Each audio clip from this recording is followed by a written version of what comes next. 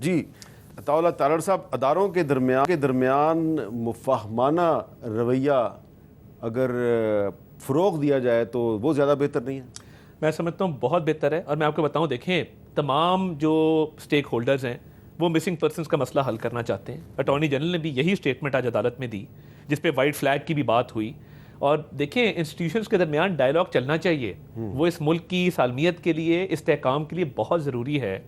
اور دیکھیں missing persons کا جب معاملہ، جب میں کہتا ہوں کہ ول موجود ہے تمام سٹیک ہولڈرز میں اس کو حل کرنے کی، تو میں تمام سٹیک ہولڈرز کی بات کرتا ہوں۔ اور دیکھیے جب کمیشن بنا تھا، پہلا کمیشن، تو اس میں 10,000 لوگوں میں سے 8,000 لوگ جو ہیں وہ ریکور ہوئے، اور اس کا بڑا اچھا سکسیس ریٹ تھا۔ پھر پچھلے پی ڈی ایم کے دور میں رانا ثناء اللہ صاحب اور اعظم عزیز تارڑ صاحب کوئٹہ بھی گئے، وہاں بھی انہوں نے ملاقاتیں کیں، خاصی پیش رفت ہوئی، اور میں سمجھتا ہوں کہ ابھی بھی پیش رفت ہوگی، مگر اس میں کچھ ایسے بھی ایلیمنٹس موجود ہیں، for example B L A ہے، اور میں کھل کے اس پہ بات کرتا ہوں۔ وہ آپ بالکل صحیح کہہ رہے ہیں، لیکن ہم جن مسنگ پرسنز کی بات کر رہے ہیں ان کا تعلق بلوچستان سے تو ہے ہی نہیں ہے۔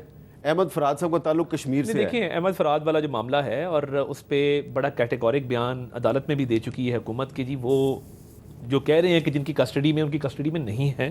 اور میری یہ خواہش ہے، دیکھیں میں پولیٹیکل ایکٹیوسٹ رہا ہوں، مشرف دور پورا ہم نے لیفٹ کی سیاست کی، سڑکوں پہ رہے پورا 1 سال، اور بڑی مجھے یاد ہے، بڑی اس وقت ہم نے اپنا کردار ادا کیا۔ تو میں یہ سمجھتا ہوں کہ ہمیں اس میں کردار ادا کرنا ہے۔ یہ جس طرح کے لوگ ہوتے ہیں، شاعر، ادیب، جو ان معاملات پہ لکھتے ہیں، ان کا تحفظ بھی جو ہے وہ بہت ضروری ہے۔ تو میری تو دعا ہے کہ جلدی ریکور ہوں، اور مسنگ پرسنز کے معاملے کے اوپر تمام سٹیک ہولڈرز بیٹھ کے کوئی نہ کوئی اگلے رستے کا تعین کریں۔ دیکھیں نا، اب شہباز شریف صاحب جو ہیں وہ بطور وزیر اعظم، ایک اور شاعر اور صحافی مدثر نارو کے کیس میں، ان کا تعلق لاہور سے تھا، ان کے کیس میں اسلام آباد ہائی کورٹ میں پیش ہوئے، کمٹمنٹ دی، وہ کمٹمنٹ پوری نہیں ہوئی۔ تو ہر مسنگ پرسنز کا تعلق جو ہے وہ بلوچستان سے نہیں ہے۔ درست بات ہے۔ ہاں، تو اس لیے اگر وزیر اعظم صاحب نے اسلام آباد ہائی کورٹ میں کوئی کمٹمنٹ دی تھی تو وہ پوری ہونی چاہیے۔ یہ صرف ان کی ذاتی کریڈیبلٹی کا مسئلہ نہیں، یہ اسٹیٹ آف پاکستان کی بھی کریڈیبلٹی کا مسئلہ ہے۔ اور اسی لیے آج جسٹس محسن اختر کیانی صاحب نے کہا ہے کہ جمعے تک احمد فراد کو پیش کر دیں، ورنہ یہ ریاست کی ناکامی ہوگی۔ یہ بڑی اہم بات انہوں نے کی۔